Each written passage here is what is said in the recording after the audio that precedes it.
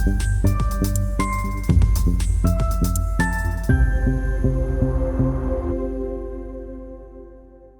now. Cool. All right, guys. So it's day 3. Welcome back to the 5-day solar business challenge. Yesterday, how many of you guys stayed to the end yesterday and did the mindset exercise, the mind heart coherence? If you did, drop a little heart in the chat. Because remember, guys, I love the cameras on. I love when you guys are active in the chats. I think it's such a powerful exercise. So you can write heart or drop a heart in the chat. It just helps us focus on what our goals are and what our future is and make it real physiologically in our bodies so we can focus on that. So if you didn't stick around for that yesterday, I hope you stick around to today because I got a little twist on that I think is great. We did the Solar 101 yesterday. I didn't get to a few things I wanted to, so I'm going to try to talk really quickly today and get to a lot. Today is like today and the next few days is going to be packed. Like it's content heavy. The first few days is this is what's going on in the market. 4% market penetration by now, 2035 is supposed to grow to 40%, massive growth, 20% on average every year market growth. And so that's what we focused on, right? We learned the basics. Today, we're going to get right into how do we get clients? That's what we're going to be focusing on today. I'm going to talk a little bit about the solar business models real quick, a lot quicker than I want to, but I do want to touch on that with you guys. But it's like, how do we find clients, do it in a way that's cost effective, that's sustainable, and that we can grow and scale our business and not just have a little hobby on the side. That's going to be the main focus today. Tomorrow and the day after that, we're going to be talking about how to convert those clients and how to really run a solar presentation and get paid and all that. So, and that's the basics, right, of anything. The basics is marketing, finding clients, getting the clients to trust you and meet with you. And Avi and I had a great conversation about this yesterday in the VIP, where it's like, how do you meet with someone and what are the proper steps? What are those standard operating procedures to get them from, okay, this sounds interesting, to actually sitting down, meeting with you, going over a proposal, and then, helping them to make a decision for their home. Okay, guys. So, all right, so let me just jump into this. And last thing I just want to say is, if you did still want to join the VIP, we do have that open. I don't know if today's the last day we'll allow new registrations for that. But Avi, I know you were there with us yesterday. I think I always try to go above and beyond. So I hope you got that feeling from that yesterday. But let me just jump right in to solar business models. Like I said, we have a packed agenda for today. Wayne, if you give me access to share my screen, please. Yeah, one sec.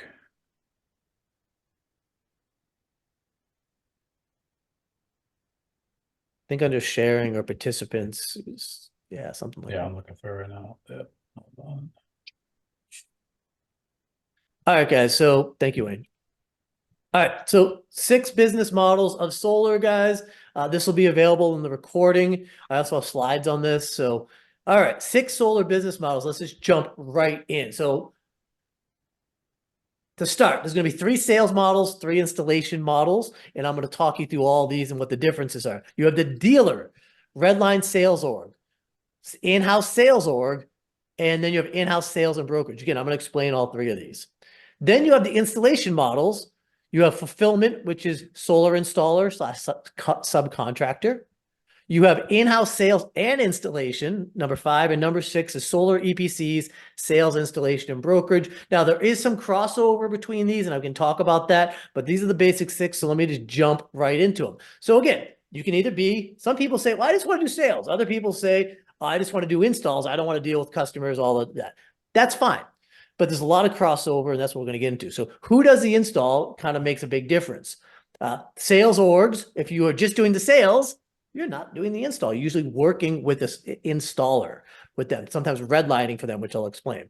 Solar installer does the install. A solar installer EPC does the engineering, procurement, which is buying the materials, and the construction, and they typically also do the financing. So we don't call it EPCF, but they call them EPCs, but they really offer the financing tools as well.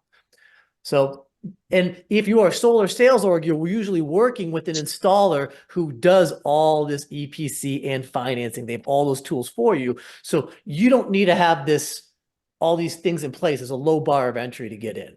Okay, other differences real quick. Again, who does the financing, cash financing or lease? Who's doing the solar proposal tool? Who has that? Who does the buying of equipment? Who's doing the CAD designs, the permit packets? Interconnection application, local permits, warranty. So again, most of this is done by the EPC, not always. We can get more into that later, but not always. These are some things that you could take on as you grow and scale your company if you want to. Okay. Model number one, solar business models, dealer redline organizations. You sell the project, but it belongs to the EPC, the solar installer. The installer provides the financing, the proposal tool, the materials, they do everything. So in other words, you find the clients, you sell it, and then but if you're selling it for Solar Installer Wyoming, I'm just making that up, right? But Solar Installer Wyoming owns that contract, but you're selling it for them. You're independent. You don't work for them, but they're going to be the ones that cover the warranty. It says in-house sales. It's got a little sales thing because, again, they're the ones that you're using their proposal tool and their financing. So you're not really doing that all yourself. You're using, so this is where most of the people, or maybe most of you are thinking about getting a solar or currently in solar. Most people getting into the industry do a redline dealer model. And I'll talk about the math on this a little bit later when we get into like sales so you understand how that works. But the simple math is, let's say a solar project costs the installer $20,000 and you sell it for $26,000, right? So you made $6,000 on that project, right? That's basically how that works from a red line point of view. Okay, in-house sales org. So you sell the project with your own financing, you're buying the materials, and provide a permit packet. So you do your own engineering, permit packet and engineering, but the installer does the installation. So this was a transition I made with my company. So I brought all my permitting, procurement of materials in-house, and then I would just hire a local contractor like electrician to do the install for me. So I did all that stuff in-house. The third is in-house sales and brokerage. So it's similar to in-house sales, but you allow the other sales organization to use your financing and your installer. So if I am, for example, let's say I had a company, Brad Solar Sales Org, and Wayne wanted to sell solar in my territory, I could say, hey, Wayne, I have a proposal tool. I have all the financing. I have all the stuff. You can sell through me, and again, I set a base price, which is called a red line price, and he could sell anything above that, and that's his margin. That's his profit. So people who are not necessarily working for you could be selling under your organization. And this is a great way to have like supplemental income and a great business model. We can talk a lot more about that later. Okay. Installation, fulfillment, solar installer subcontract. You do contract fulfillment installations for other solar companies. So one of my friends, he owns a fulfillment company. So he doesn't do any sales. He's basically a contractor who does solar installations for other people. But again, he's just doing the installs for others. So big solar company comes to his state and say, hey, can you do 10 or 20 projects a month for us? He said, sure, I'll provide the electricians and the labor and do that for you. But he's not selling it. Number 5, in-house sales and installation. So maybe my friend, which actually is what happened, calls me up and says, hey, Brad, I've been doing fulfillment work, just contract work for these big solar companies. So I'm just doing this, but I want to add the in-house sales portion. So he calls me up and says, how do I transition? So then he learns how to do all this stuff here, which is his own in-house sales and all that. So now he's doing in-house sales and he's doing the install himself. The last business model is kind of everything combined. He's doing the sales. He's doing the install. He has brokers. He has guys all over the country who wants to sell in his territory, who's using his proposal tools, who's using his finance options, and they're all selling under him, and he gives them the red line, right? He's providing them a red line price and they sell under him. So these are the 6 solar business models. Again, someone coming in at a red line dealer, this is what we were talking about yesterday. This is where someone's doing their maybe 2, 3, or 4 to 6 a month if they're full-time and serious. And you can make good money as a red line dealer. You could make your 150, 250K a year as a Redline dealer, and it's low overhead. It's an easy path of entry because you don't need to have all these things in place. But if you want to grow and scale a company, then most people who are growing and scaling their organizations usually move into these other business models that are available. All right. So that's the basics on the 6 business models. Like I said, guys, I was going to fly through it, but I really wanted you guys to understand what those business models are, where you would land, and where the potential or opportunity could be for you to grow or expand if that's what you wanted. So I'm just curious. I'm going to put this back on the screen just so you guys can see this again. I want you to put in the chat of these different business models. I want you to just put in there which are the ones that you think, man, that's the one I think that makes the most sense for me. Are you thinking about being a dealer, doing Redline? Do you want to have your own in-house sales one day? Do you want to be a solar EPC with everything? I'm very curious, like, you know, maybe where you think you want to start or where you want to end up, you can drop that in the chat. So Greg is saying he wants to do Redline. Again, that's the vast majority of people who get into this industry. Obviously, is number 6. He wants to do everything. That's awesome. That was me. Like, I did not want to just do the first one. Like, to me, I always had a goal from day one to get to the point where I was doing everything. And I get it. Like, I'll be very honest with you guys, though. That's a hell of a lot of work. But it is a lot of, it has it has the most benefit to grow, you know, if you want to grow your 10 to $100 million company, that's what you're going to end up, wanting to do. All right, dealer. So we got dealer. Okay, started as a salesman. Okay. All right, cool. In-house and installation. That's awesome, Nate. Yeah. Brad, would you say number 6 has the best exit value? Like if you're trying to grow a big Oh, company? without a doubt. Yeah. Well, here's the difference. Under number one, you don't own anything. You don't own any deals. You don't have any assets as a company.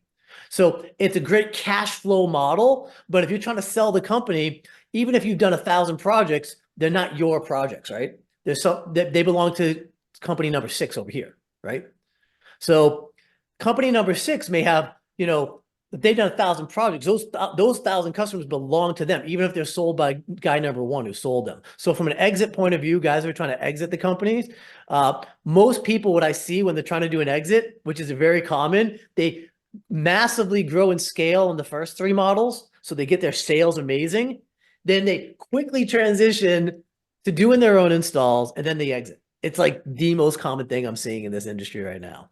So it's like quickly jumping, like, but really, they really focus on models 1 through 3 to get the sales engine like blasting first. Yeah, it's a great question. Yeah, that makes sense. One follow-up question, not to throw you off course too much, but what kind of multiples do you see in the industry when you exit and, on the model number 6, obviously? I mean, I know one guy, he sold his company, 14 million last year. I mean, maybe that's not too enticing to some people. They're like, only 14 million, but there are guys out there who are, there's a couple companies out there that are people looking to sell. Like one of my friends, he owned Boston Solar. He sold it 2 years ago, and he got more than that. And so there's definitely really good. Then you have the companies who are doing, and it's really about scale. So this guy number 1, it's just him and himself, right? He's doing 4 to 6 a month. This guy number 3 could be doing 100 jobs a month, right? It's just totally different scale, right? As a company, right? So if you're doing 100 jobs a month versus company number 1, who's just you and yourself, right? Then it's just a totally different level of scale.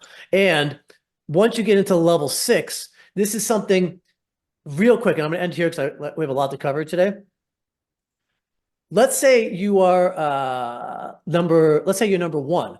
Your company, let's say you do 10 sales, an average of 10 sales, and let's say you average 6K per sale. Your company makes 60,000. This guy in number 3, actually number 2 and 3, they do the same 10 sales, but because 100% of the money comes to them, their books are going to show that they did 10 times 30,000, right? So they're going to show 300,000 in sales from a bank's point of view, from an investor point of view, from someone looking to buy the company, versus this guy who's only going to show 60,000 in sales. So in actual on their books. That was one of the reasons why, like, I was always careful. I wanted to always show as much profit, as much cash coming through the company as possible. Yeah. All right, guys, we're going to move on to the next one. And like I said, we just have so much to cover today. I want to give you guys an opportunity to really dive in. Okay, so next we're going to go into solar marketing. The question, like the number one thing when I'm on Facebook, when I'm on the internet, when I talk to new people, when I talk to people who've been in the industry 5 years, they all say the same thing. Brad, where can I find good, reliable, inexpensive leads? People are not going to scare me. People are not, and it's always the same sort of question, right? So I just want to talk about that. And one thing I just want to let you guys know, that's one of the reasons like I started doing this, because I kept getting so many questions. And this is what I found out. And this was a conversation Wayne and I had. He said, Brad, Wayne came to me about a year ago. He's like, Brad, I want to start doing leads. And he says, well, I said, well, wait, here's the problem. You're going to start a lead provider and you're going to try to sell it to a company and you're going to give them a great product, but they're not going to either have the right sales training, so their close rates will be very low, or they're not going to know how to turn those leads into actual appointments. So their conversion rates, we call it the sit rate, right? Their sit rates are extremely low, right?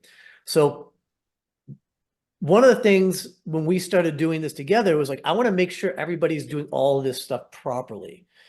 And for me, I always realize if you're doing stuff, as much, we talked about this yesterday. If you do it by yourself, it's harder, right?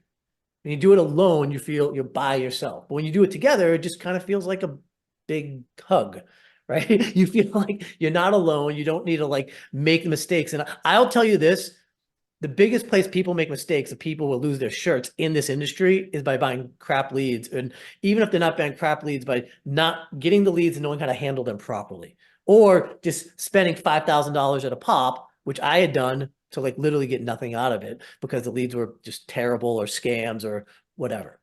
And coincidentally, the other side of that, when me and Brad had that early conversation, was because I've been generating leads and in marketing for over 20 years. What always stops the bottleneck from actually growing a thriving lead generation business that actually provides quality is, in fact, exactly what Brad said. It's the other side of the equation where businesses just don't know how to handle the lead properly, or don't have the systems in place to take even a good lead that I provide and turn it into a deal. Right? There's only out of the whole market, there's only a small percentage of people who are really efficient and really good enough to do that. So maybe 10%. I don't know what the number is in each industry. So it's like a two-sided equation that's kind of, the bottleneck is on for each person that's trying to grow. So you need to find that alignment. Right. And you guys even being here, like, I want you to write skip the line in the chat, like skip the line, because even by what you're about to learn in the next half hour or so, you guys are going to see it's like, we're going to just basically say, this is all the things out there. And I'll help you skip the line and not make the mistakes that everyone else has made, that I've made, that everyone else is, it's like anything else. You either learn from someone else's mistakes or you learn the hard way, right? Nor would my buddy over here, he probably can know this. There's an old biblical saying, so you either fall on the rock, right? Or the rock falls on you, right? So it's like, it's like you make the choice, but you're going to learn either way, right? So, okay. All right. So let's just sort of jump in. One of the things that we have put together for you guys in this is in the solar blueprint. It involves everything Wayne's talking about. It's like having the marketing, showing you guys how to do proper lead conversion. We call those KPIs, key performance indicators. And that's a big deal. I want to talk about those a lot tomorrow. So I'm not going to get deep into it. Knowing how to do a sale. Avi and I talked about that yesterday. It's like how to get your close rates to where they should be. I'm going to talk about that. And then all the back end stuff. And if you do want to scale a company and do all these things, making sure of all the systems and all that in place. Okay. So I want to jump right into this. To lead gen. First thing I want to point out, and this, I really want you guys to listen to me, what I'm about to say, and this is very, very, very important, what I'm about to say about lead generation. Listen, things change. Like, I can't emphasize that enough. Like, when I got into the industry over 14 years ago, it's like I've seen trends come and go. Like, I remember about like, what was it, 6 or 7 years ago, everybody was like, Facebook ads, Facebook ads, Facebook ads. Like, that was the thing. And guess what happened? Everybody, myself included, was doing Facebook ads for solar. We were all doing well, but guess what happened? Everybody, this goes back to our early conversation about Texas and Florida for solar. Everybody's doing the same thing. So you're not differentiating yourself in the market. So an ad that was like really inexpensive when I first started, literally doubled, tripled, quadrupled in cost for the same exact ads, right? So if you're spending 4 times as much to get the same lead or the same sale, then that's not a cost-effective way to do things anymore. That doesn't mean Facebook ads, I'm not saying they're bad. I am just saying those are the trends that we have seen. Right now, the big trend in the solar industry is everybody's got to have your own. You're not in solar if you don't have your own solar call center in Malaysia or the Philippines or Mexico or Egypt or wherever you have. If you're not in solar unless you don't have your own call center, like guys, that's a trend. Yep. That's a trend. And guess what? I've done this before. Running a call center is really, really hard. And I know a guy who was like, oh, I need to do this. So I called him. I was talking to him after he'd been doing it for a few months. I'm like, how you doing? He's like, oh yeah, I spent $27,000 running my call center. He goes, I lost $27,000 trying to do it. Because you think, oh, I'm just going to run a call center. It's going to work. Guys, it doesn't work like that. Like, just because everyone says you need to run a call center in solar, that's not necessarily true. So we want to talk about today, right now, what works, what's a scam, so to avoid these things, where people are losing their shirts. I've identified about 12 different lead sources. I'm going to briefly touch on those guys. I'm not going to say you need to do 12 because that's overwhelming. I was sharing a story. Well, I'll get into that. Yeah, I'll get into that later. So, but the last thing I want to talk about here is there's no magic bullet for leads. Like, ideally, you should be using 2 to 3 to 4 lead sources at all different, or strategies is maybe a better way to put it, at all times. Now, if you're just someone who says, I just want to do solar on the side and it's a hobby and you're okay just doing 1 or 2 deals a month in perpetuity, continue, that's fine. Like, have 1 lead source or 2, whatever. But if you're actually looking to grow and build, establish and grow something for yourself, where you think, well, I want to make, good money, then you have to market. So, all right, guys, I just want to jump right into this. Let me just pull this up because let's get into the meat and potatoes of the solar lead generation. Good to see each day this call is growing. Good. Yeah, welcome anybody who's just joining us, by the way. We appreciate having you here. All right, my patented lead generation formula, like again, guys, put this together over 13 years. I have some of my articles that I've written and my emails, like I literally lay out like everything I did for like, this is what I did in my first 5 years. This is the areas I made mistakes. This is the area where I made a lot of money. So, anybody who's now on the list, you should be able to get those emails. And like, I really break down what's worked and what hasn't worked in the industry. Okay, so lead gen 101. First thing you need to know, just the main difference, the difference between an inbound lead and outbound lead. Real simple. An inbound lead is you have something like a website or you have an ad on Facebook. People are interested in what you're selling, right? And they contact you, they fill out a form. Most of you guys who are here today saw one of our Facebook or whatever ads, and you're like, oh, I think solar may be interesting. Let me come check this out. Those are inbound leads. Outbound leads are, I'm knocking on a door, right? That's an outbound lead. You have a call center, you're calling. So those are all outbound activities. So I want to point out the difference. So 2 ways to get leads in general, time versus money, right? So if you're out canvassing, that's your sweat equity. That's your time, guys, right? Money is time equals money, right? So I could canvas or I could knock doors. For me, I did run a canvassing organization. That was one of the strategies my company did. As I got older, going from year 1 to year 2, all the way to year 10 of running my company, my solar company, I said, you know what? I need to utilize my time and my resources and my staff, my sales guys as much as possible, to the point where like I do not recommend, like, I am at the point now where I do not promote anybody to do door knocking. I just don't think you have to. There's many other ways. We're going to talk about them today. And last thing I want to say, no magic bullet, guys. There's just no magic bullet with leads. Just because something works today, this goes to my thing about Facebook, just because it worked today doesn't mean it'll work 6 months from now. And just because it's not working 6 months from now doesn't mean it'll work, right? Trends come and go. So maybe Facebook is good again, right? Like that's the way things happen. So when things do change, be ready to pivot, right? You have a hot area where you're crushing it with leads and all of a sudden it's not, be ready to pivot real quick and maintaining 2 to 5 active lead sources at all time.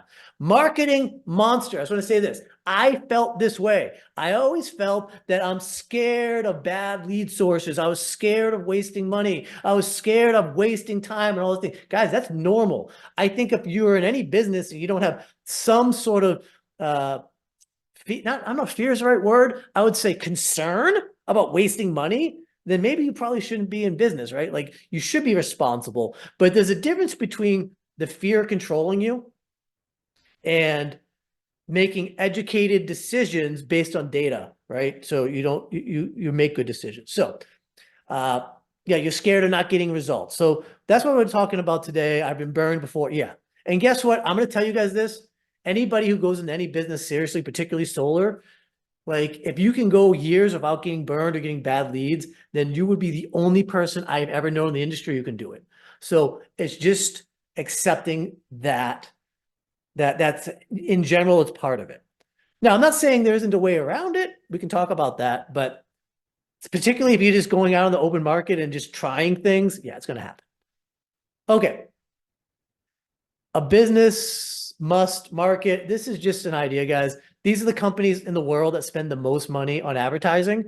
Amazon, Coca-Cola, Apple, all these companies, right? If Coca-Cola is such a big brand, why do they market? This is just business 101 for you guys. They market because they know they need to keep on being in front of you. That's how they keep driving revenue, guys. If you are serious and you're going to have a business, like I've had people tell me, well, I have such a big network. I have so many friends and family. Yeah, I had a sales rep once who did that to me. And I was like, and he did. He had this massive network. His father-in-law was a rabbi, and he just knew so many people. And for his first 2 to 3 months, maybe 4 months, he was getting so many clients from that network. Guess what happened in month 5? His sales went from like 4 to 5 or 6 a month to like 0. And I was like, okay, welcome to the world the rest of us live in. Now you need to actually do things the way everyone else does. Like having a great network, even if you have a lot of referrals, it's not a consistent business model. Okay. Yeah. If you build it, they will come. Only works in the field of dreams, guys. Like, yeah, that's not a marketing model. I own a solar business. People will come to me. It's not a marketing model, guys. Okay. Lots of marketing choices. Let's get into them. Lead funnels, canvassing, door to door. I was maybe talking a little trash about it, but it is a legitimate way, especially in the beginning, to generate money. Some of the biggest and most successful solar companies in America, Vivint out of Utah, I don't know if you guys heard of them. Vivint was an alarm company, and they're like, oh, we're really good at knocking on doors and telling people about alarms and buying it. Well, maybe we just knocked on doors and told them about solar. They would go solar. And guess what? It worked really well. And they became, I think, the number 2 or 3 solar company in the nation until they got bought by the number 1 solar company in the nation, Sunrun, a couple of years ago. So it works. It's free for yourself, but it's a lot of sweat or equity. You do need organization. You need paperwork. You need apps to track these things. You need things to make appointments with the customers. If you have a team out there, you're going to want to use like a, Sales Rabbit or some sort of system to track it all. It's not bad though. I will tell you from my own experience, if I send out untrained, never works, a trained door knocker, they could do about 1 to 2 leads per day. It's about on a, average shift of about 6 hours. So 5 or 6 hours, in the morning, do some in the afternoon. They could get about 1 to 2 leads. I always, you always hear about the guy on the internet. Well, I can do 6 a day. They're like, okay, how many is your average person on your team doing? Well, maybe 1 or 2. Like, no one's doing 6 a day knocking doors, guys. Okay. Customer acquisition cost, door-to-door sales remains the most expensive sales channel and are most often used by national, large regional, and mid-sized regional installers. This was according to a Woods Mackenzie study in 2021. So all you guys would think, well, I'm going to save a lot of money by doing door knocking. The customer acquisition cost that you pay for everything that's involved in door knocking is the most expensive form of marketing. Now, you may be thinking, well, by myself, it's free. Yeah. By yourself, it's free, except if you think time doesn't cost anything. And if you think that, then I think you adjust your thoughts a little bit. If you have a whole bunch of people doing it, you are going to spend. This isn't my opinion. This is national data. You're going to spend a heck of a lot more money on door knocking than anything else. Okay, moving on. Digital ads. I'm going to go through these quickly now, guys. Digital ads. Google, Facebook, YouTube, TikTok. We all know these places. You can advertise on them. Here's the things. Ads grow stale really, really quick, and they need to be refreshed. Most so-called experts, people who tell you they know how to do this, don't know what they're doing. Wayne can probably, I don't know if you want to give a comment on that, on that one. Yeah, that goes for all of marketing these days. Unfortunately, just people pop up, but listen, I'm sure everybody gets hit up with it, even if you're not in business yet. And there's a lot of kids that have, watched the course, watched the YouTube video, and say they're expert marketers, and they'll sell the dream, unfortunately. But it's very challenging. It's a competitive landscape, so it's not as easy as they make it sound. Yeah, thank you, Wayne. So I think that's the main thing to understand here, guys. This is not, you will seriously waste money if you don't know what you're doing in digital marketing. Okay. Here's the other thing. This is something I learned. Wayne, I was reading Hormozi's book, the new one. Fantastic book, by the way. Like, yeah, it's a everybody fantastic should pick up book. his bulk books. He's got a great line in it, and he talks about working with agencies. And he said, guys, let me explain to you what working with an agency is. They get the senior rep, experienced person in the agency. They set up a campaign for you, and the campaign does really well in the first month or two. Then they hand it off to the intern to continue to manage it, or some guy who's only been there 6 months who doesn't really know what he's doing. And then all of a sudden, your lead acquisition costs and your results go way down. He goes, that's the agency model everywhere. He's like, that new guy's all he's trying to do is bring on new clients. And, he's not maintaining these campaigns. So working with agencies, you're working with people who are understaffed or don't know what they're doing many times. So to be very careful with that. Also, caution if you're working in saturated markets. Again, this is what happened to Facebook in my market. Great ads for like maybe a year and a half, almost 2 years. And then the cost just started exploding. So you have to be really careful. It's very common, just to add to that. I know the agency world well. It's very common because at the end of the day, they're trying to scale their business. And as they do, they end up putting lower level guys on your campaign. So they start out looking good, and then it falls off. It actually happens a lot with just when buying leads as well, unfortunately. Yeah, that's the next topic. So I actually did this very successfully for many years. I purchased leads. There are companies you can buy leads from. Leads will give you consistent lead flow. So you just say, I want to buy leads from a company. You can buy them in different ways. You can buy what's a lead. A lead is a customer usually that's been verified in some way. So they're a real person. They have they have electric bill of a minimum. They pass credit quality, but that's different than getting an appointment. An appointment is like, hey, Joey, you have an appointment tomorrow at 2 p.m. with this customer, right? That's an appointment versus, hey, here's this lead, Joey, follow up with them, right? One's a lead, one's an appointment. A live transfer is a little different. A live transfer is, hey, we have Evelyn on the line in Texas, and Evelyn, she's interested in solar, and she connects, and the agent connects Evelyn to David, whoever is the, solar person, to try to book that appointment and, get that person qualified. Another thing to understand, shared versus exclusive. So a shared lead, you're buying a lead, you're paying money for it, and that same lead provider is selling it to 2 or 3 or 4 other companies, right? Or you can say, well, I don't want to share it. That's crappy. I don't like that. Let me get an exclusive lead. Well, that's more expensive. So shared with 3 to 4 competitors, exclusive. So shared lead, on average, 50 to 100, depending on your market. And market does make a big difference, right? If you're in a saturated market, leads are going to be more expensive, guys. Exclusive leads are just going to be way more expensive. 150 to 300 bucks is what we're seeing for exclusive leads in the market. I saw someone selling for 350 exclusive leads the other day. So let's just put that into perspective. If you're getting exclusive leads, and let's just go in the middle, let's say 250, 4 leads cost you four of these will cost you $1,000, right? 4 equals $1,000. Now, if I got 50 for a shared lead, then I can get, what's that? 20 for the same $1,000, right? So just to give you an idea, here's the thing. An exclusive lead, is it really exclusive? Maybe, maybe not. Like, you can't guarantee you're not going to be in a competitive situation with another company or someone else, another proposal. So, but I will tell you this is how I scale my company. I did it for years. I just always kept on purchasing leads, but I had the close rates and I had the systems in order to do it. I'm going to talk about that tomorrow too, what I did.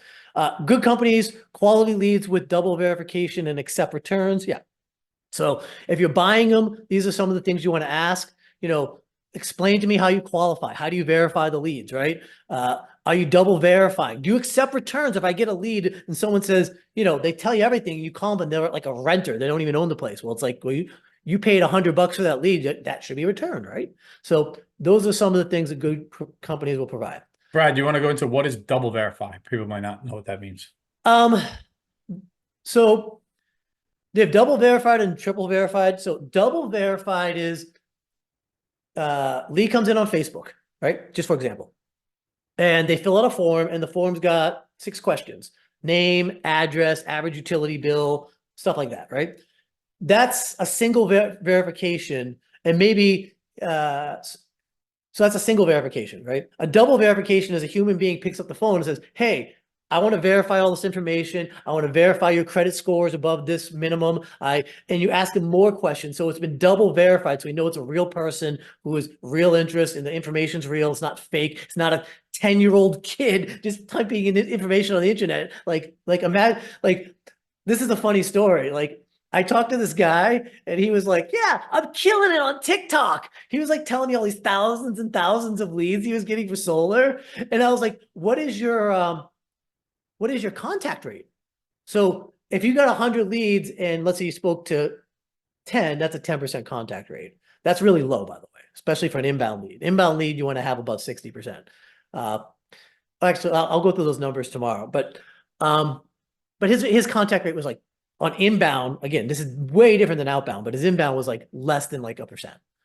So what was happening? He was spending all this money on TikTok, getting a lot of leads, but he was getting a bunch of like kids basically filling out his form, like his total junk. It's like, then you have like a needle in the haystack because there are maybe some real good ones in there, but again, not a good way to do things, guys. All right. Purchase leads and or appointments. Warning, lots of scams. There are more scams in this than any other sector of getting leads in solar. Good providers can become bad providers very quickly. I've seen this more than anything. I would work with a company, month or two of getting great leads, things will all of a sudden dramatic fall off. And this is, again, Wayne and I have had many long conversations because I would be like, Wayne, I don't understand. This company was really good for like months and now they were terrible. And this was like not uncommon in the industry. It was very common. And he went on to explain to me, like, well, yeah, Brad, that's common, not just in solar. It happens in a lot of industries when you're buying leads because they're watering down those leads. There's a lot of things that they do. And sometimes I found some companies, they don't even realize that their leads are getting worse. Like they legitimately think they're continuing to give you good leads, but they're just not. So And I'll explain the reason for that real fast, just so everybody understands it. sure. When you're going to a lead provider and they're, pitching you that we have the best leads, we're going to sell you this lead, right? Unless they're, and this is very rare, but unless they're actually buying the click, meaning they're putting the ad on Facebook, putting the ad on YouTube, putting the ad wherever it may be, then they can't, they don't know if that is a shared lead, if that's been sold multiple times, if it's a real person, if it's a bot, if it's anything else. They basically don't have control over that. And unfortunately, most of the people who are on the selling side, like selling leads and reaching out to people and trying to do it, are what we call brokers or end resellers. And they're going to wholesalers, people that actually have the skills to compete in the marketplace and buy those ads, which obviously over time in a competitive industry just get more and more competitive. So you have to be really high level and really good at the ad side to do that. They usually can't. Their focus is on selling leads to customers. So there's often multi-levels deep that like they'll get the lead from somebody. They won't even know that person's name. They'll be buying it through 2 or 3 brokers in the middle. So now all that person does who's buying it has to either purposely or accidentally switch out the lead. Oh, well, you know what? YouTube was working great, but Facebook is coming in cheaper for us. Let's give them Facebook now. And the guy selling you the lead, because it's so many layers deep, doesn't understand that. He thinks it's the same lead, selling it to you as the same lead, but inevitably it's not, right? So they don't have control is basically what it comes down to. Yeah. And one of the things that you mentioned to me, Wayne, which I thought was insightful, you had said to me, sometimes when they switch platforms, different platforms have different level of buyer intent. So like one platform, when someone clicks on an ad, has a very high level or chance that someone's going to buy, where another platform, for example, like a TikTok, may have a very low level of buyer intent. So you can get a lot of volume, but a lot of crappy volume. So not all volume is equal in that case, right? Exactly. Yeah. All right, guys. I'm gonna try to. I really want to get through this today. So, a lot of recycled leads with purchase leads too is another issue. Okay, I'm gonna go with this organic search again. Having your own website, content does matter. Google listing. You know, when you guys are looking for something, you type in your phone. You know, pizza place near me or whatever it is. That's called a Google listing, guys. You know, and you want to have reviews with your Google listing, so that's important too. Okay.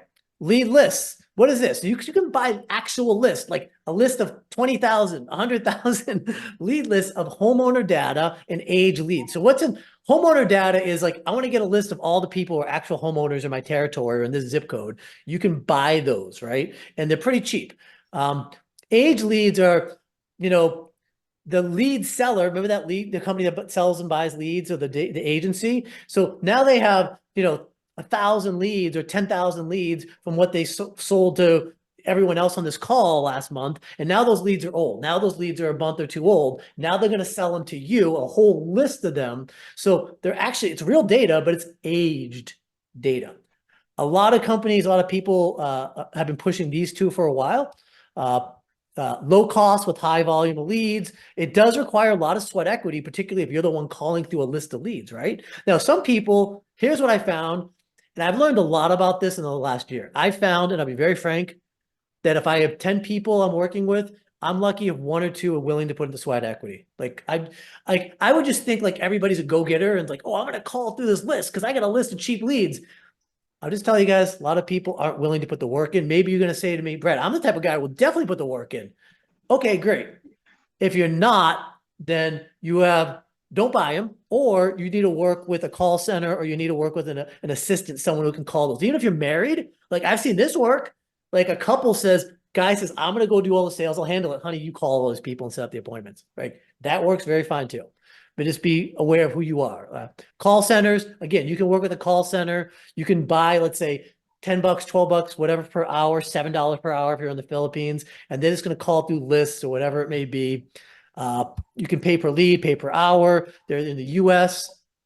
US, maybe if you're working with the, like the Arizona companies and whatnot, it's like $15 an hour. They're going to charge you. If you're in abroad, maybe it's like $5 or $10 an hour. So you can get, this is another way to do it, guys. All right, community events. What are these? These are your farmers markets, all this stuff. They're relatively low cost, but they do require materials. You can't just show up to an event without a banner, signs. We used to have a spin wheel and we'll give away prizes when people spin it to attract people to come to our booth, right? Like, and this was a lot of fun. Like I did this for years and years with my company. We always had people coming to events, again, farmers markets, festivals, shows. We used to go to the flower show. We used to go to the natural home expo, right? Like you go to like the whatever, something that's more related to like home building, there may be 3 or 4 solar companies. You go to the flower show, you're the only solar company there. Great. And you support flowers. Like good for you. Be creative, go where no one has gone before, like Star Trek, right? So all right. I'll chime in on the real fast on the creative part. Yeah. Brad's doing a fantastic job of laying out like all the core ways to get leads, but there's a lot of creative leads. Like don't even get turned off by the everything that we just said about the online lead gen. There are so many creative ways to do this and to do it cheaper and to do it better. I'll give you one really fast example because we're running behind today. But if versus getting, let's say, leads from an agency or something, you could actually go to people who own, you got to think avatar, who has my audience, right? Homeowners who are possibly looking to go solar, and you can get in front of somebody who has a list filled with homeowners. Maybe it's somebody in roofing, maybe it's somebody off the beaten path that just does home services, HVAC, anything, and say, hey, you have this list, you've been in business for years and you have thousands of people. I want to get in front of your people. You can pay them a few bucks to email the list. You can give them a percentage of every deal. There's a lot of creative ways you can do it. Which leads to my next slide, networking. So you work with business groups, you work BNI, Business Networker International. I joined it. I used to have my sales reps join it. It is a cost to join, but the whole point of a BNI group is to give referrals to other people who are doing business in your territory. So it's a great thing. It is a commitment. You usually have to show up to a meeting once a week and participate, usually at these hour-long meetings, but some people love it. I actually enjoy doing it.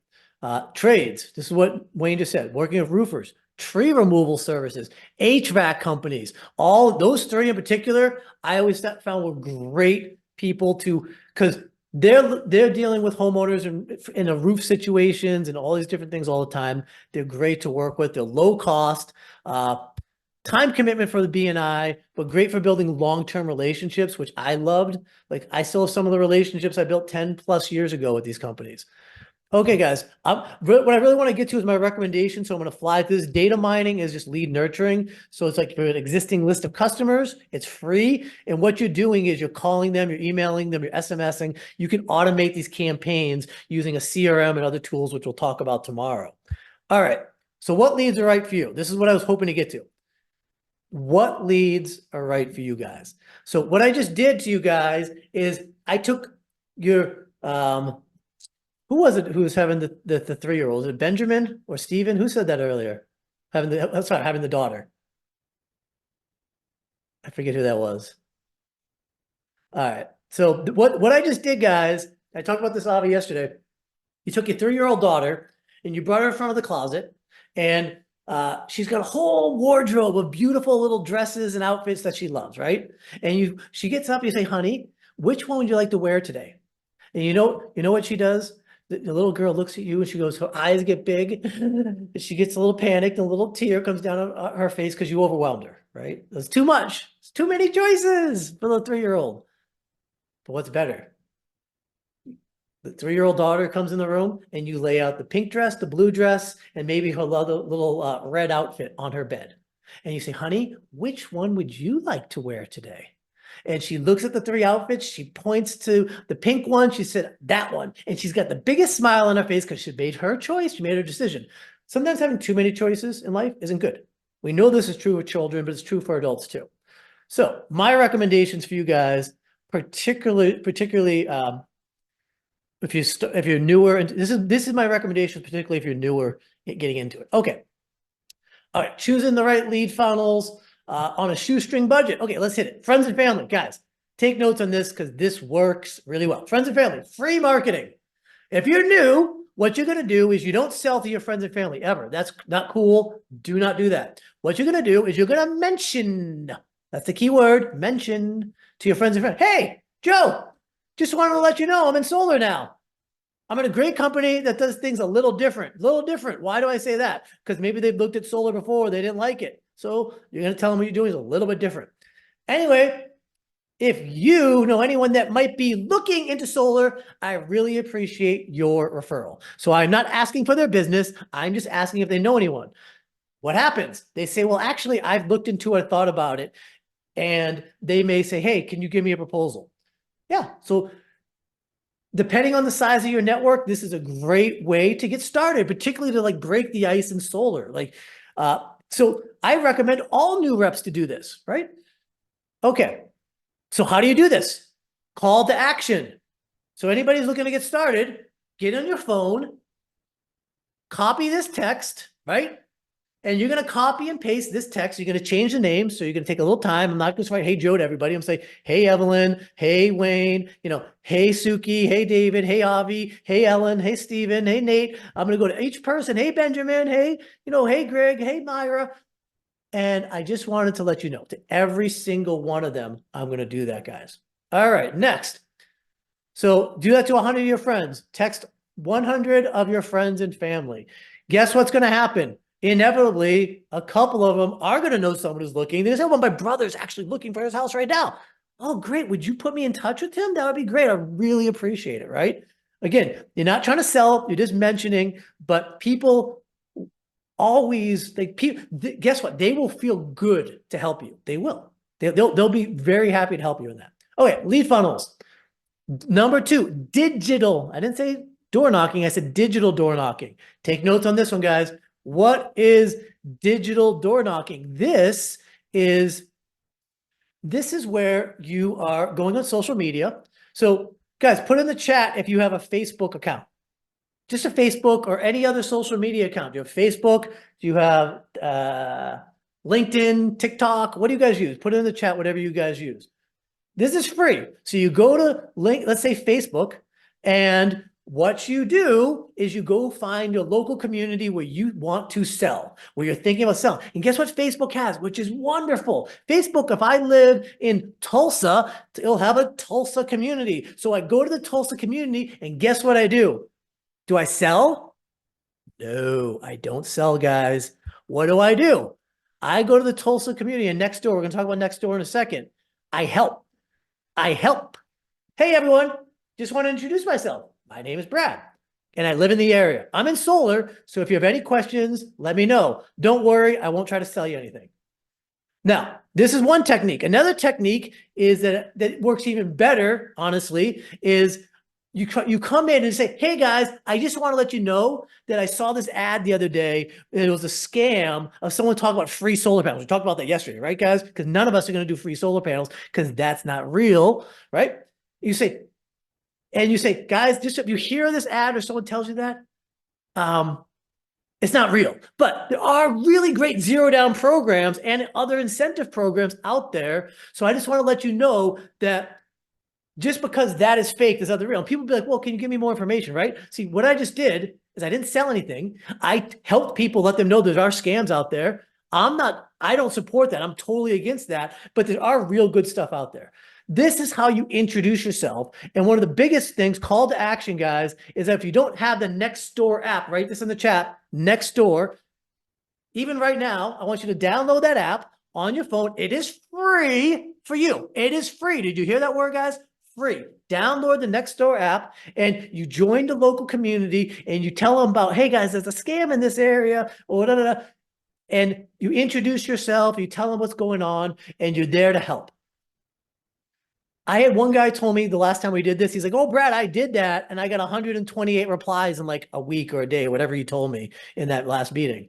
So this works really, really well, guys. Nextdoor is a great tool. So go download the Nextdoor app, join the community, introduce yourself, and then post once a week. This will bring in customers, guys. So Nextdoor, Facebook group, those two alone, this isn't a lot of work, guys. What are we talking about? Maybe responding to, direct messages and comments and posting once a week on each. And you can actually do the same post on either one, on both of them. So it's a great way to get out there, and I used to have my guys and my team every single week. Back in the day, we used to do Craigslist too. Craigslist, I don't know if it still has the bang for the buck like it used to a decade ago. Some of you guys are like, what the hell is Craigslist? All the young guys. But doing this, it does definitely pay off. Okay. Number 3 thing I want you to do. This is when we talked about lead lists. You can get homeowner data or age leads, low cost with high volume. Now, this is a choice. It does require a lot of sweat equity. So if you don't kid yourself, if you're not going to be making the calls or you're not going to have someone to work with to do this, then don't do it. Just don't do it and get a call center. The last call to action is either buying lists. Sorry, pause, back. When you're buying the list, you can get a mixed list. So it's a mixed list that's age leads and homeowner data.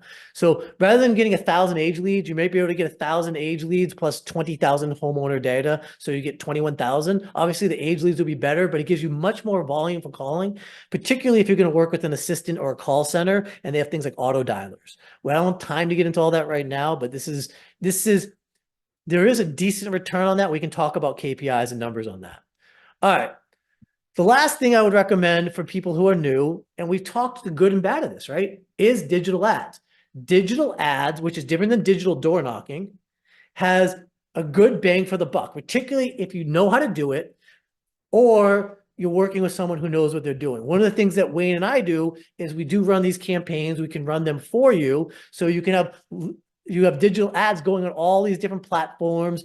You have the ads that follow people around, even on things like Nextdoor and Reddit. You can have people follow around on those places too. So there's a lot of opportunity here if you're doing it right. Okay. And you may be the type of person that says, well, I just want to do it on my own. It's like, okay, make sure you take a class or something. Like, Wayne says, just because you take a class, you're not an expert, but I would rather you at least do that if you're going to do this on your own, but rather you can work with an agency. We do it here. Wayne and I, people who are, our clients. Okay. Referrals. I didn't mention this already, but when you're doing referrals, the last thing I'm going to say, ask early, ask often. I'm going to show you how to do this when we go over the solar proposal, but you're talking to the homeowner, you're looking at the proposal, you see the house and there's a next door neighbor's house that doesn't have solar panels, and you say, wow, your home looks great for solar. Look at your neighbor. Your neighbor's house looks great for solar too. Hey, would you be open to, if this works out and, would you be open to potentially giving me a referral, to your neighbor? And that's how you started, early and often. Okay, 2 to 3 times during your actual solar consultation. Absolutely. You got to keep on asking. If your sale goes through, then you're asking 1 or 2 times before the install. Then after the install is over, you definitely got to ask for a list. You got to say, hey, go through your phone, go through your emails. Who do you think would be a good fit for me? Offer a referral program, $500 to $1,000. Best method. This is another big takeaway, guys. Take a note of this. The best method for a referral is if I'm talking to you, I say, hey, Benjamin, your sister is interested. Okay, great. Can we just do a 3-way text? You text her and text me and to say, hey, Ben, you say, hey, sister, this is Brad. He's my solar consultant, right? He's doing solar for my house. I'll introduce you and you guys can take it from here, right? Just that introductory text. That's what you ask people for, the introduction text or email if they prefer. These days, I find the introductory text, that 3-way text, because when they get that text from the person they trust, then they trust you. You see how that works? They get the text from the person they trust, and then they trust you. So this is a great way. You'll have extremely high close rates on these type of sort of introductions and referrals if you do it this way. Oh, and by the way, your referral programs, if you're going to offer them, you pay them out after the install and after you get paid, because you never pay anyone until the project's fully done. Referral drip campaigns, yeah. So your systems, your CRM, which we'll talk about tomorrow, should be automatically asking for referrals through SMSs and email. Okay, supercharge your referral with a post-installation meeting. This is probably something I'm seeing that every solar company should be doing. Very few do it. After the install, you set up a meeting with the client. I have a whole agenda on how to do this properly. And during that post-installation meeting, which you're recapping everything from the first meeting, that's when you ask for the referrals. It works amazingly well. And get some testimonials, get a Google review, whatever you want to do during that time. Okay, get testimonial. Yep, so it's right there. All right, lead math. 207. I'm going to fly through this, guys. If you do this formula in the first month, you can close. If you're only closing 1 out of 5, we'll talk about this. This is the national average, actually 18%, but this is pretty crappy. If you actually get trained in any decent way, you should be closing way higher than this, but we're going to be conservative. 1 out of 5, you're going to close 20%. In the first month, you meet friends and family. Let's say you just get 1 or 2 deals with your friends and family. You're going to give them a discount, so they're going to get $1,000 off. So you're going to get $5,000 on the deal. Digital door knocking, which is your Facebook ads in your next door. Let's say you get maybe 1 deal in the first month. $6,000 per deal. You get a lead list. Maybe you get a sale. Maybe you get 2. Maybe you get none. $6,000 per deal. So let's say in the first month, you just do 1 deal. It's a friend. Okay, you made $5,000. It's not bad. Let's say you do 2 deals. One of them comes from a friend, so it's a $5,000, and the other one, comes to that. And guys, I'm just checking the time right now. It's 2:08. Do you guys want me to finish this off, or should we get into like how the math on this works tomorrow? I just want to be cognizant. It's 2:08. I do try to stop on time to respect your time, to respect my time. So do you guys want me to continue how the math works on some of this, or we can start with this tomorrow? I don't mind continuing, of course. Okay. Anyone else? I This is want to good be stuff.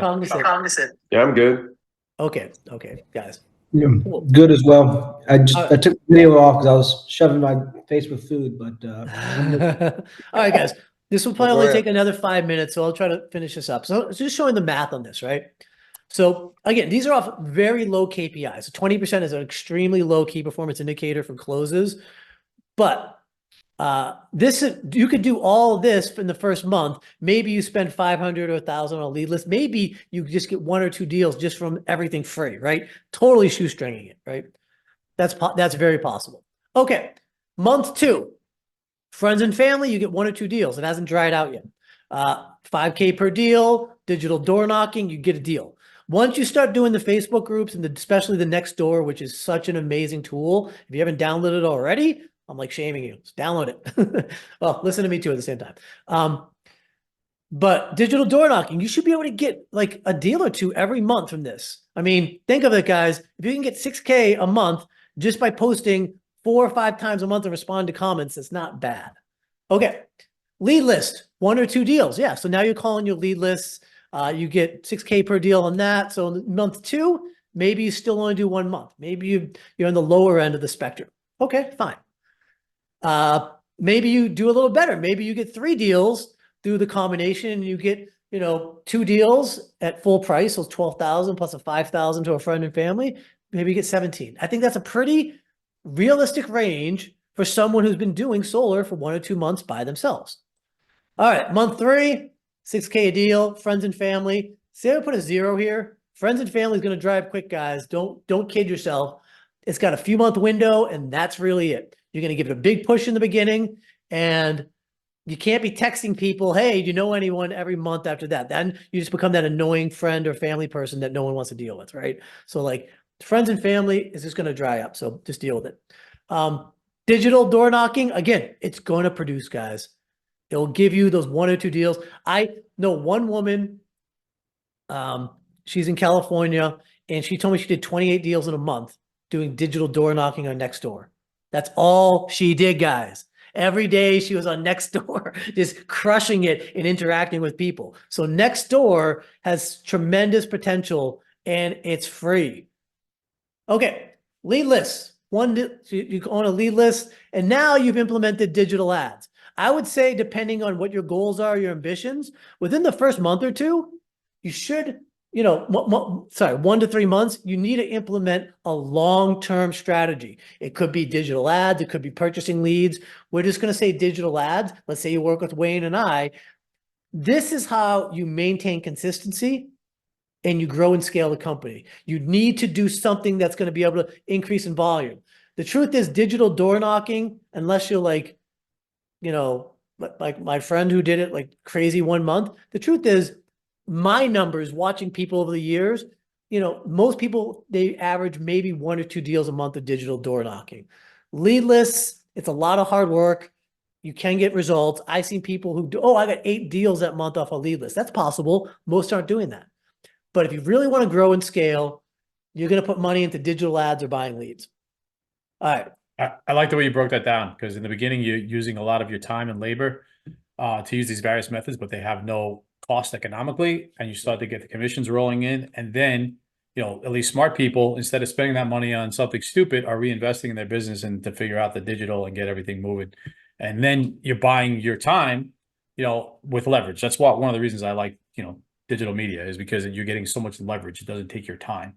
Once the ad's running, once things are actually bringing you leads in and flowing. Yeah. And the other thing, which is you want to get your reps in, guys.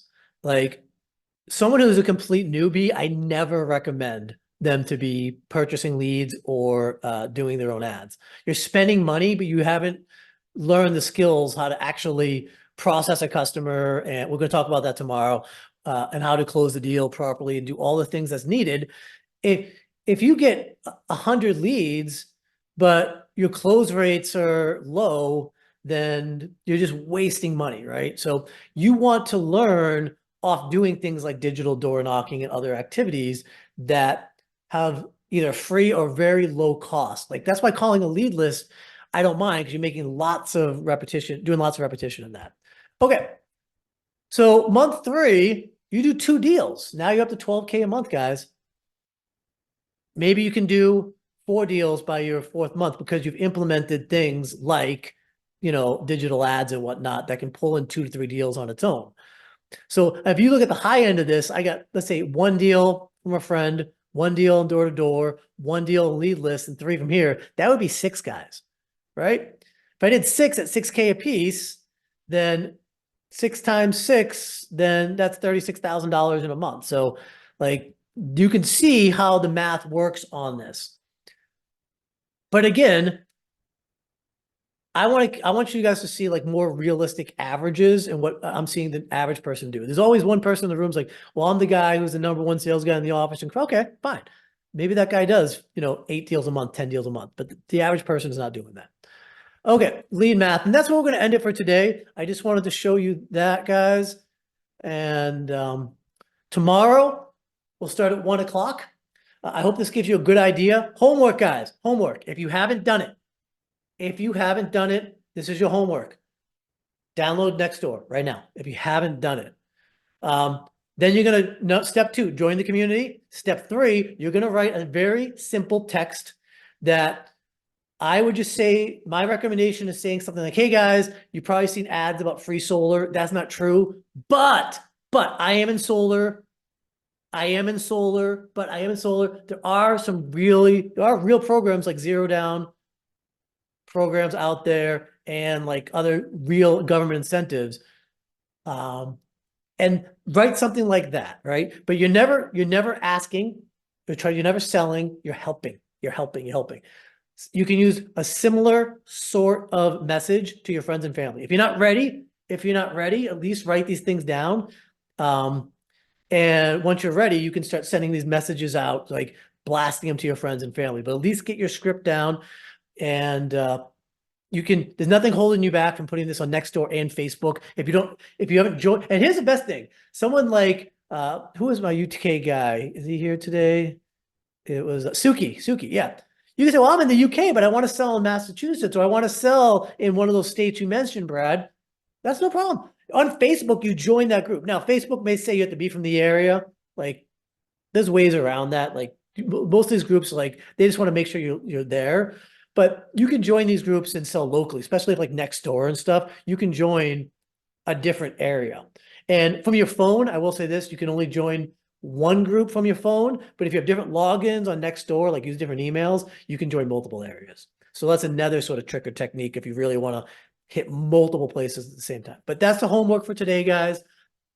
And that alone is going to be like, these are called micro steps, guys, little micro actions. But this is the difference. Like, I want to hold you guys accountable. I want to come back and see you guys tomorrow. And 100% of the guys like, I did this. Like, I downloaded the Nextdoor. I made a post. I joined the community. I made a post. So let's start there. Okay, guys, I'll see you tomorrow, 1 p.m. We're going to be talking about tomorrow, how to convert leads. We're going to be talking a little bit more about the market. And we're going to be talking about, like, one of the things, I had a big conversation with Avi yesterday, and there's an actual formula, like a legit formula on how to take a lead and bring that lead so that you qualify them correctly. And then you, in a professional way, book that appointment and get that person to meet with you. Like, you create interest from that person, you create curiosity in that person, and they meet with you, and that's you presented. It sounds really simple, right? Don't I just call everybody and I book it and they show up? Yeah, that would be a magical, great world if it worked like that. But there's a formula to this. I'm going to go through this tomorrow. This is the same formula that my friend in California, I called him. He hired a coach when he was in real estate. He hired a coach to get into solar. He spent $40,000 on that coach. And I said, I was like, I'm just curious, because I'm doing the same thing now. It's like, can you tell me the one thing you got out of that $40,000? Like, what was the main thing? He was like, oh, I understand how to do the discovery call with a customer. And like, how to properly do and that's what we do tomorrow. But I'm going to show you guys for free what he paid $40,000 for. So yeah, so that's what we're going to be going for tomorrow. It's probably the most undervalued aspect of doing any type of marketing or sales is this aspect we're going to talk about tomorrow. It doesn't sound sexy on paper, but in reality, it's the difference. What I tell people, if you do this right, imagine every single shot you took playing basketball is a half-court shot. It's hard, right? This is the difference between every shot being a layup. I'm going to teach you every single time you meet with the customer to get layups. You'll have a lot higher percentage if you're doing layups than if you're doing full court shots, guys, or half court shots. All right, guys, tomorrow, 1 p.m. VIP, if you're part of the VIP, we're going to start now. If you aren't already a VIP, you can still join. I don't know if today's the last day to join, but VIP will give you the question and answer we do after each and every session. We're doing that right now. You will get lifetime access to these recordings, and you'll get a one-on-one planning session with me, which I usually charge a lot of money for someone to sit with me for a one-on-one planning session. So it's all included the VIP. And I just say this, guys, if what you've been hearing makes a lot of sense and you are a little more dedicated, you want to have more access to me, to your future, then the VIP may be a good fit, maybe worth doing. So I don't know if we have the link right now, Wayne, you want to drop it?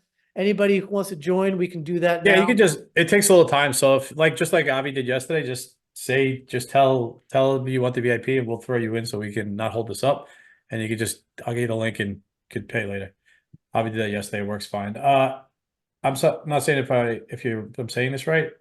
Evelyn or Elevin, you have access. You're good to go. So I see you in the chat saying you paid for it but didn't get it. Joey, you're good. We'll send you the invite. Brad, one question. Do you know how to do the breakout rooms? Because yeah. Breakout rooms. You might want to set it up for that. Yeah, let me see. You may need to give me access to control the meeting. Hello?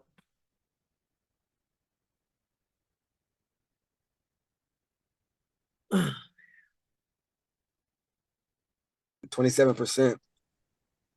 Sorry, I actually lost you for like almost a full minute. Like my thing just. Oh, okay. Yeah. So yeah, with financing, right? I noticed that the dealer fees were killing my some of the quality in my deals. So I've been using a home improvement contractor financing, and they have 0 dealer fees, and I'm able to give the homeowner a lot more system for the That's same awesome. for the same price. So it kind of like allows me to have a better advantage with them. It doesn't kill the bill the way they kill the bill with traditional financing, but you're able to do it because of the low monthly cost payment, and so therefore it competes with the bill. I compete more with the utility altogether by eliminating the whole utility bill. Nice. With, So it sounds battery. like that's the in-house sales model. It sounds like that you're doing right now, which is great. What are you using for a proposal tool? Open. Okay. Open. So for those of you guys who aren't familiar, there are about 5 or 6 solar proposal tools out there. I would say, in my opinion, Open is free, which is great. It is also, in terms of ease of use and functionality, the least of the available tools out there. So you have Solo, you have Aurora, there is SolarGraph, and a few others. But Open is good as a start. And I'll say this, it's good to start with. I think it's good, but I think it's one of those things where, like, particularly when sales start coming in, you would want to shift away from as soon as possible, because you can't scale a company with Open Solar for simple reasons. Like, you can't integrate like DocuSigns and contracts and certain things into it the way you can. It doesn't integrate with CRMs and APIs the way that those other tools do. So it's a good way to start. Yeah. Okay. So what do you recommend going after once you see the sales coming in? What's Well, it depends. So he's using an in-house recommended sales now? model. So in-house sales model means that he has his own proposal tool and he's offering his own financing. Most people, when they start, they do not start as an in-house sales. They start using as a dealer for someone else. So when you're a dealer, if they use Solo, for example, or Enerflow, for example, those are 2 big ones, or Aurora, then you'll use their Solo tool. So your proposals, your documentation, your closing docs are integrated in, so you don't need to worry about that. You're just using someone else's, right? But the way I always did things, so when I did my company, I always had the end goal in mind, and I was always okay, right? Like, how do you build a brick building, one brick at a time? You know, you do not despise the days of small beginnings. You start where you start, and you keep building that, right? I always had the dream of one day having my own installation company and doing that. I think it was like my 3rd or 4th year in business before I started doing my own installs. So I built towards that, you know? All right. So I want to give other people a chance. So what other business models are you guys, Joey, you're new, so I want to give you a chance. What business model are you looking at? So Or we have doing? the in-house sales org. Okay. So yeah, eventually we'd like to grow to where we're doing the installs in-house, you know, have our own teams and actually know people to do it. But Yep. obviously don't have enough volume right now to keep them busy, and keep them employed full time. So Yeah. it's continuing to grow there. I'd say the biggest struggle for us right now is that we don't have financing. So the few jobs that we've done have been cash deals. I can utilize that to my advantage because, you know, if you break down the math, obviously cash, you're paying a lot less long term. Not really focused on the lower monthly bill or beating their current bill. It's an investment right now, and long term, it's going to be a good investment for them. But the financing has been, you know, a hurdle for us. You know, I'm continuing to work with multiple companies, but you know, they're looking at longevity, and they're looking at you know, revenue, certain amount of revenues. That's kind of been a roadblock, but we'll get through it. Yeah. So. When a company is transitioning to their own in-house sales, the biggest hurdle for most companies is to get approval by financiers. Most of them want to look at about 2 to 3 years of business, and they're going to want to look at your books, your profit loss. They're going to want to look at see what you did last year for business, and they're going to have their minimums. They're also going to have insurance requirements and a few other things. So it is a necessary hurdle that when you're going to transition, we can talk more about what your other options are. But that's where you're at right now is pretty typical for like, how long has the company been in business? We're in the second year. Second year. Okay. Yeah. So you guys are good. Once you get those 2 years under the belt, it will Yeah. open up a lot more finance opportunities for you guys.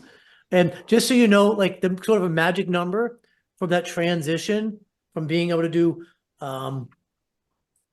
from being the level 1 through 3 business models to moving into the install model, you know, an average install crew can do about 18 jobs a month. 18 a month per crew, right? So that means I always tell people when you get pretty steady about 25, 30 jobs a month, so you have a little bit of leeway, right? Pretty steady, and you can build up a little bit, we call it a book of business. That's the right time. You don't want to do it before then, because there's lots of reasons, you know, as you may know, where you don't want to have these high overhead and electricians expecting 40 hours a week and not be able to give it to them. But when you do that, oh yeah, you'll be able to give your electricians plenty of hours once you have that level of business. Yeah. Cool. All right. So I want to talk a little bit more about business models and get into leads. Evelyn or Avi, what business models are you guys thinking about? So actually, I wanted to discuss it with you because, of course, I wrote that the business model number 6 is. I saw that. Yeah. Is, Yeah. I that's really where I'm looking forward to reach, and that's my goal. But since I told you, this is like the second year that we had this business, but we haven't done any jobs yet because my partner opened the business, and we froze the business. And what I wanted to ask you from your experience, what stages do you recommend that we should start off? I mean, do you think we should start doing like the business number 1, just to go work for sales for a different company?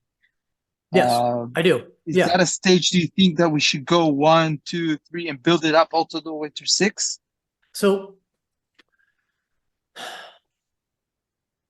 I think you guys should start at level 1, and that's going to give you the biggest. So going back to like where you're at, Joey, when I had like a team, like an office full of sales guys, I was always thinking like, there's this really weird, like, think of this equation. how good is the product? So what does that mean by good from a financial point of view? Good could be the lowest interest rate, right? With the lowest, what's called dealer fees on the back end, which I can talk about later, right? So the best deal for the customer, that's good. But if it's like really complicated to use that financial product, like let's say the bank or credit union makes them fill out like a pile of paperwork and go into the bank to fill it out, like that's going to have a very low success rate, right? But let's say you have another product, like what's typically out there, your Good Leaps, your Mosaics, your Sunlight Financial offerings, which is what the main solar finances are, right? The products aren't nearly as good for the customer, but they're so easy for the sales rep to sell because it's like, click here, they're instantly pre-qualified, they make it easy. So that's an actual balancing act, right? You need to, as the business owner and for yourself, you say, how do I want to do this? I was always, from my first many years in business, I focused on quality and what was best for my customers. That was me. The guys who I've seen who really want to grow as fast as possible have a very different approach. And I was actually the COO of a company that did that last year. I was brought on as a consultant and they hired me and I ended up taking an ownership stake in that company. And they were very successful business guys and their whole business model was scale. So everything had to be as easy as possible for the sales reps. Now, I'm not saying one is better than the other, but you have to understand what your niche is, what your goal is, what you're trying to do. For you, Avi, I think don't look at it like you're working for someone else. Just look at it for now. You want to establish your standard operating procedures. You want to be able to go in, you want to get 100 leads, and you want to be able to close 35 of those in a month, right? That's what Joey needs to be right now. He needs to, if he meets with 100 people, he needs to have 35 sales. He needs a 35% close rate, and that's how he's going to be very successful. And once you learn how to do that, and you can do it over and over and over again, you don't want to do, I did 10 deals this month, 3 this month, 22 this month, 6 the next. No, you learn how to standardize this. At that point, now, guess what you have?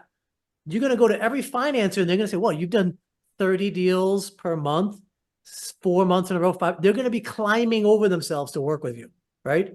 I got you. Because you have your system in place. Now, once you have the financing in place, guess what else you can do? Now you can start doing brokerage. Now you have Norwood, who says, I want to be in Avi's community in California, but I want to work with the sales org. You say, hey, Norwood, come sell for me. I'll get you in my systems. I'll get you going. He's using your tools because now you're in-house. You're doing your own stuff. You can broker him. So you have his revenue coming in because he's working with you as well, right? So Yeah. now no one's going to. So now we're on stage 3. Yeah. Now no one's going to want to work with you. This is something I learned the hard way. I wanted to do a brokerage business and it literally took me about a year plus to figure it out. And what I figured out was the way I trained my reps, which was very like how to give the customer the best deal every time. And like, they didn't mind working with a local credit union because they knew the steps to do it.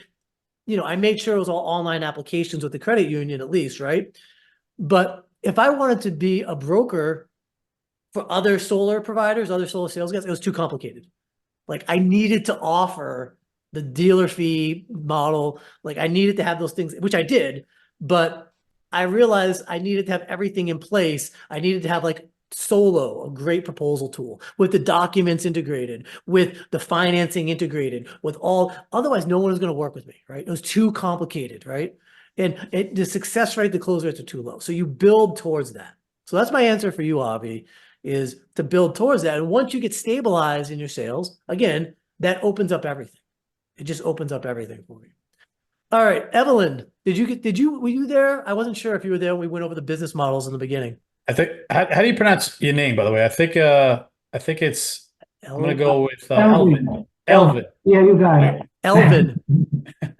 Yeah, it's a little trick. I know it's different. Oh, okay. Sorry. I'm notoriously bad at names, by the way. No, that's okay. But I really want to say thank you. I missed yesterday and the day before, and I really regret it now. I really enjoyed today, and I appreciate you guys doing it. Thank you. Appreciate that. Yeah. So I'm pretty much I'm kind of the same shoes as Avi. I'm getting started. Day 0 actually. I haven't done anything yet. So right now I'm just trying to gather as much information as possible, you know, trying to learn the more I can. I've been like either marketing, sales, and work independently for like forever. So that's what attracts me the most about solar, that you have the opportunity to work, you know, for yourself. And but you know, the kind of the mindset or aspiration is to eventually, you know, develop a team, become that big company, that number 6 out there. But for now, trying to, you know, just get my feet wet and kind of learning and working. And so really grateful for you guys. Okay, I'm glad to hear that. That's great. Brad, one question, if you don't mind. You were talking about on the last question we answered about going working for somebody. Is that working for a company or independent? Because for me, I always have worked for myself or having my own business. So I'm actually trying to get into this for the opportunity to kind of have my own, you know, little thing. It's the second. It's to work for yourself. It's doing these things independently. I've always had that entrepreneurial mindset, and you know, I don't really feel like this sort of training we're doing is right for someone who's a W-2 or a rep for someone else. This training, what we're trying to is more focused on what the solar market is, the opportunity over, like we went over the first 2 days, and exactly how to enter into that market. And my main point is particularly when you work as a 1099, so you're independent, so you can have your own LLC or S Corp, however you want to set yourself up, but you are an independent company. You may be selling, you know, for another company because they're the installer, but you would be independent. Okay. So would you, because right now my, what I'm trying to balance now is like, should I work with, working for another company, which I see a lot of, you know, pretty much every company is looking for people, or trying to start, you know, like slowly start, but completely independent. So let's transition this conversation into leads, right? Because this is what it comes down to. If you go work for another company and they're going to provide you multiple, you know, 4 to 10 appointments a week, and you can just sit back and they're going to feed you leads and you can do sales, you're going to make a lot less on those. Maybe you make $1,000 or $2,000 per sale, depending on how the commission structure works.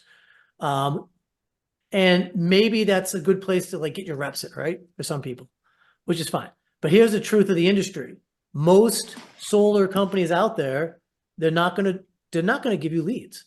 They're Right. not. Right. So what are they going to do? They're going to say, great, come work for us. Go knock on doors, go on Facebook, go get your own leads. So at that point, what is the benefit?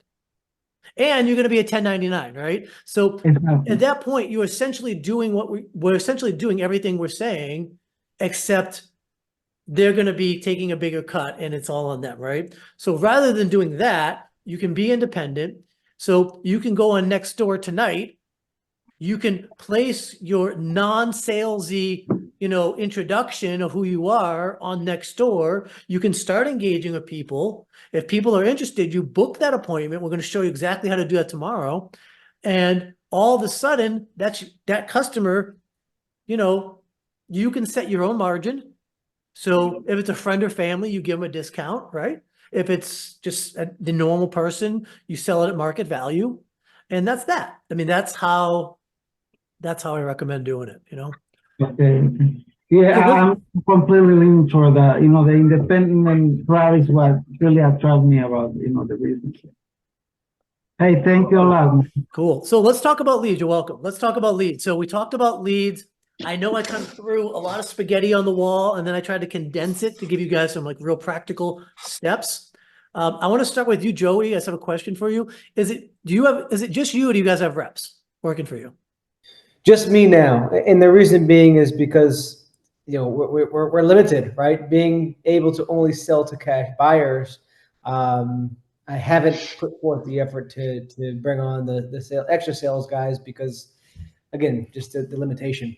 So I have people that I can bring on board, but it's just me right now. Right. The reason too, I wanted to second what Elvin said earlier. I missed the last 2 days, and this has been awesome. So. Cool. Thank you. I'm glad to hear that, Joey. That's great.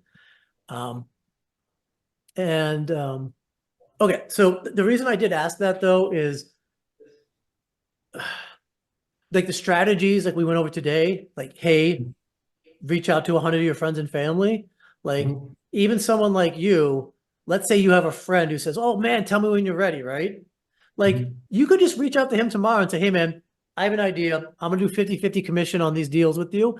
All I want you to do is send out this text message. I'll copy and paste it. Send it to 100 of your friends on your phone, right?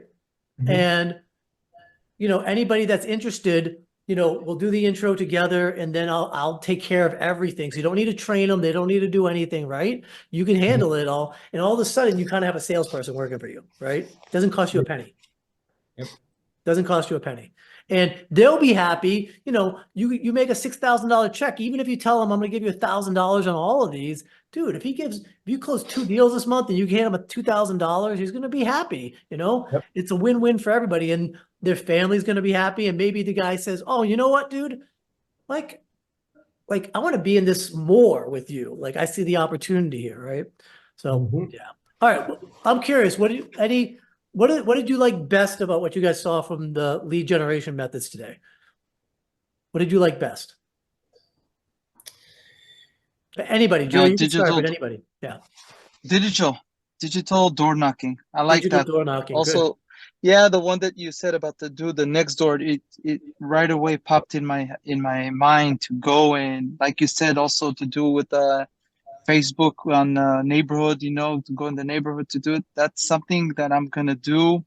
Yeah. Tonight. I'm gonna start right away. Tonight. Yeah, Today. well, yeah, Here's- of course. I'm going. Right. Actually, you know, I was driving my daughter, so I'm still in the car because I don't want to lose the reception. But Okay. once we're off here, I'm going to start working. That's for sure. That's awesome. And again, I used to say this over and over, never sell, you help. You help people on the internet and you mention it to your friends. That's all you do. You know? What about I'll second that as well. I've already got the next door on my phone, and nice? it's funny because I had an epiphany a couple weeks ago where a buddy of mine was on it, and he's like, there was somebody asking about solar. He's like, well, I'll just refer you. So he referred me. I didn't have a Nextdoor account, so I have one now. Obviously, I've got the thing to write down and post as well, but I really like that. And like you said, it's easy. It takes a little bit of effort. I mean, it could pay off very, very fast. I like it. Just Oh, So it happens too. someone who takes action right away. yeah, that's awesome, man. It's funny real quick because somebody was asking me, somebody wrote a big thing on saw one of our Facebook ads, and they wrote a whole thing saying, hey, you know, how are you doing this for free and how do you get money from me?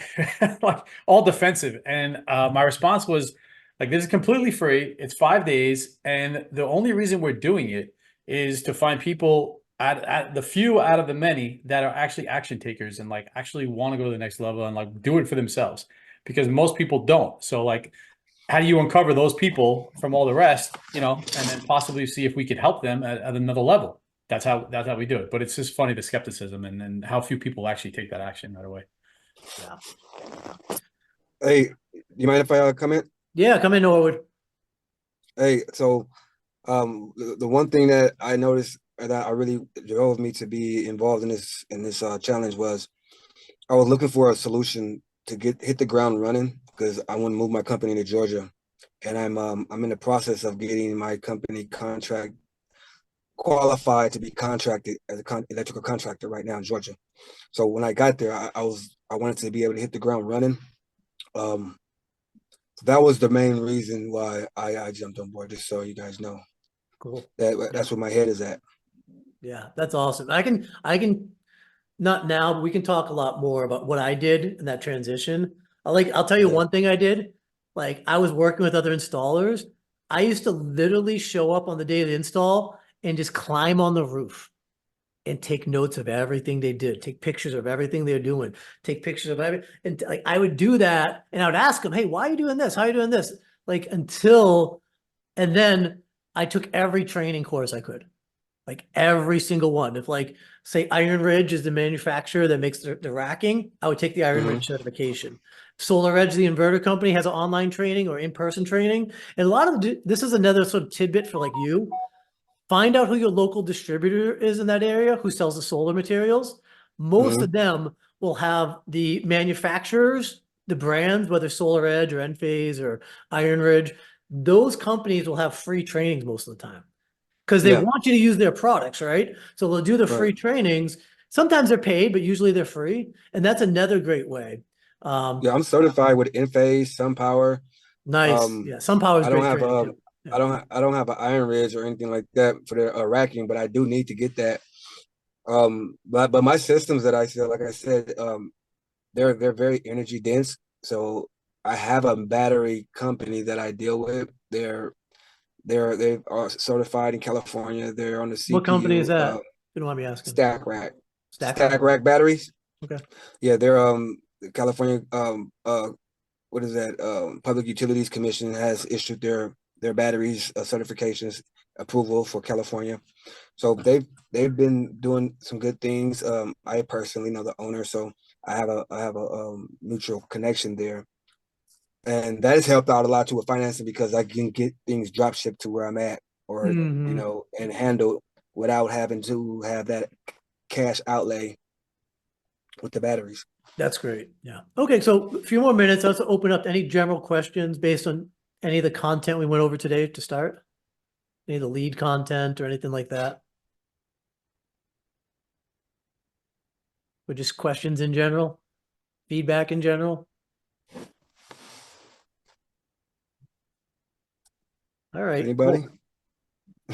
cool. I know what'll happen have no too. clue. We'll end the meeting and like two of you guys will send me a chat. Oh, I thought of this. I should have asked. Mhm. That's what happens to all of us, right? I got a question. Yeah. Since nobody else does, where for everybody, where did you kind of hear about this challenge? Was it on Facebook, YouTube, Online online? Do you remember Ad. where specifically? at Facebook. Facebook ad. Okay. Same Facebook ad. Facebook ad. Okay. Are you running those, Wayne? Yeah, that's me. Man, that's awesome. Thank you, man. We're running on Facebook, but YouTube, Google search. So I like to try I to do have see another question. I have if we're another bringing the question, VIPs in. Brad. Yeah, go on, Norwood. The model for doing subcontracting work. So curious, right? I go to Georgia. I have my electrical license already established. And what would be the fastest method to start generating for our business? Would it be to try to get with companies that are already have a pipeline and try to maybe fulfill some of their work? Because Yes, I mean, I'm traditionally I'm an electrician by trade, so installation, and that's what I do. Battery installation, okay. anything electrical. Here's what I suggest. Whatever town or community you're in, this is probably going to be the quickest way for you. Go to the building department, go to whether it's the wiring inspector or electrical inspector, whatever they call it in that town, and just flat out asking, hey, who's doing most of the solar work? Who's pulling most of these permits? Now, if they tell you it's, there's a few companies down in your area, like Brilliant is in your area, Titan and a few others. You find out who those companies are and you just contact them. And sometimes the contact information will be available. Sometimes it won't. I will say this. Some of those companies are great to work with. Some of them are not. There are certain companies and that you can write these two down. Like, they don't pay anybody. They still owe me from like 4 or 5 years ago. So, yeah, usually local to mid-size installers, and if you can get in, so another nice contract to have would be any of the big 3 or 4. The big 3 or 4 is Sunrun, if they're local, they need capacity. SunPower, you said you're certified with them, if they need capacity. And Sunrun, SunPower. And yeah, you can even do Tesla too, if they're in your area as well. You can be, I did all those companies. I was a certified installer with all those companies and I Okay. did work for them. Yeah. But the one thing, again, be very, very careful. So like, I'll tell you this and we can maybe close with this. You guys anybody a Houston Texans fan or know anything about the Houston Texans? Norwood? I don't. No. The Houston No. Texans They play in a stadium called the NRG Stadium. NRG is one of the largest utility companies in Texas and in the South. They, was it 6, 7 years ago now? It's a while ago. They decided to open up a solar division. And they, at the time, were, I think, they were top 5 in the country, their solar division for solar sales. And I had the contract for them for Massachusetts for sales. Sorry, for install. I mean, sorry, I didn't have the contract. I was one of the companies they contracted. That's a more accurate way to put it. But they were feeding us a certain volume of install per month. So this is something, when I'm ever coaching or working with an install partner, this is something super important to understand. They were doing about 100 to 150 jobs a month in my state at the time. And I had one crew dedicated to them. Now, my other friend was doing Sungevity at the time, and he had 3 or 4 crews dedicated to Sungevity. Let's use his example. His even better. Both companies, first NRG pulled out of the state, and then they've completely pulled out of solar, at least in the Northeast. I don't know if they're doing any solar in Texas still. But that means I had 4 people, 4.5, because I always had a helper, on payroll for them. And they had their own van, lettered, shelving, all that stuff. And they pulled out of the state. And now I have a crew that was consistently getting work. And now I may not have work for them, right? So anytime you're doing what's called contract work or fulfillment work, let's say they were doing 150 a month, and they go from 150 down to 100. Well, who do you think they're going to hit first on that volume? Their own installers, or they may hit you first, or you know what I mean? So anytime you're doing fulfillment work, volume is never guaranteed. The only time where you can really get good at volume. So, and this is one of those things. If you have, my friend had the largest contract in the Northeast. He was the owner of Skyline, which is different than California. It's a Skyline in California. Absolutely no relation. He was the owner of Skyline on the Northeast, and he had the largest Sungevity contract in the country. And they were the number, I think, 2 or 3 company at the time for solar in the country. And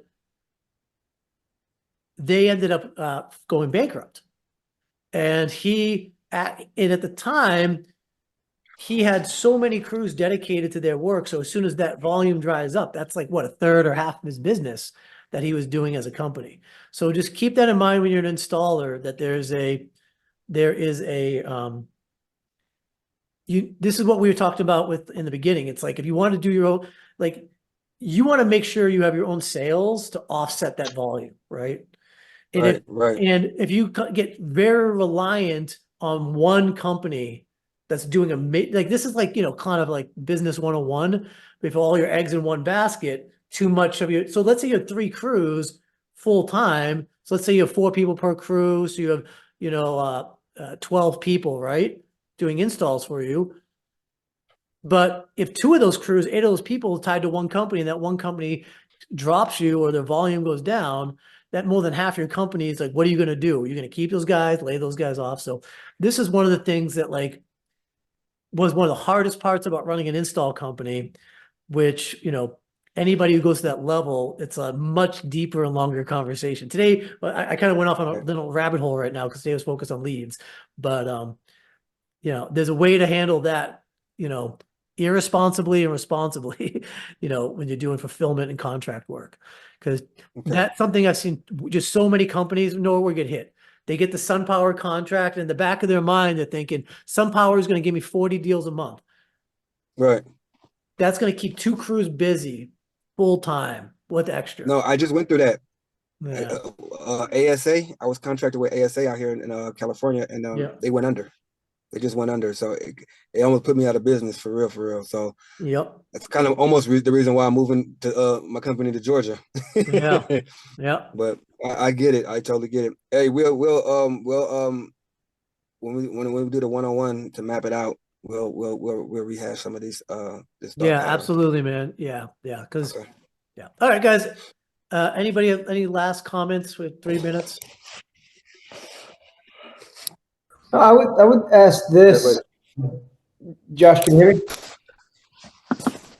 I'm Brad, but yeah, I can hear you. Brad, sorry, Brad. It's okay. If, for example, my situation, no financing, do you recommend utilizing a separate company and kind of piggybacking off their financing just to kind of get some more revenue going? Or how would you approach that? So let me ask you this. Who's doing your installs now? We are. Oh, you do your own installs. Yes, yes. Okay.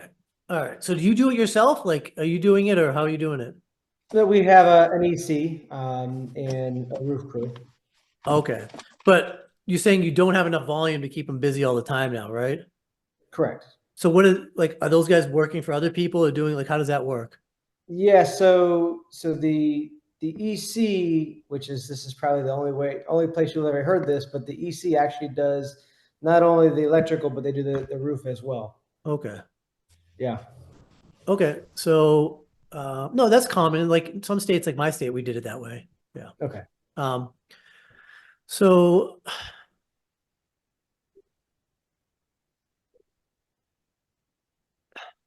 you can do both if that's the case. Why not? Right?